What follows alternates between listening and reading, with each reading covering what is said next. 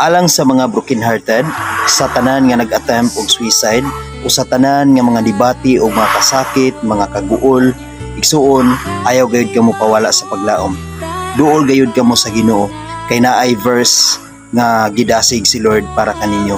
Naay verse nga gusto ni Lord nga mao gayud ang atong timan-an, mao gayud ang atong huptan, panahon nga kung mubati kita og mga kaguol, panahon nga mubati kita og makasakit sa ato ang kinabuhi, panahon nga kung maka-encounter kita og mga problema nga halos dili na nato kaya.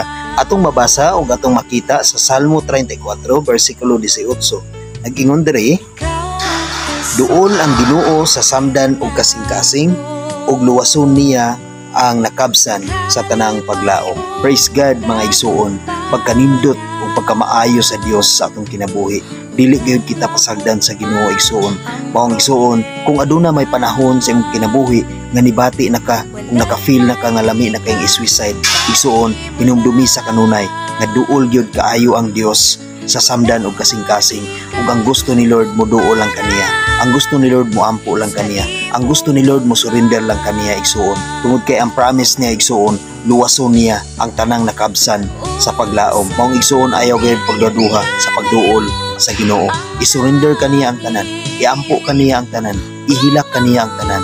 Tungod kay hupayon ka sa Dios igsuon, ug luwason kaniya sa tanan nga mga kasakit nga naa kanimo karon.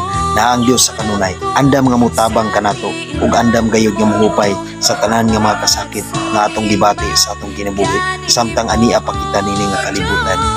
Amen. God bless sa tanan.